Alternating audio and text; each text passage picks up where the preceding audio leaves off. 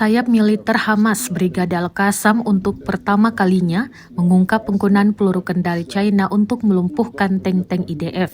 Peluru kendali China yang merupakan senjata terbaru Brigade Al-Qassam ini adalah rudal Red Arrow.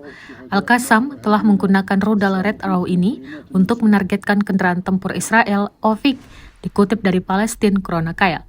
Dalam rekaman yang dirilis pada Senin 24 Juni 2024, rudal Red Arrow ini mampu melumpuhkan tank IDF di daerah Tal Zurob sebelah barat Rafah. Dengan diungkapnya, penggunaan rudal canggih ini membantah klaim para pemimpin militer Israel tentang kemenangan yang akan segera terjadi di Gaza. Red Arrow merupakan rudal anti-tank generasi kedua yang merupakan sistem panduan kabel optik.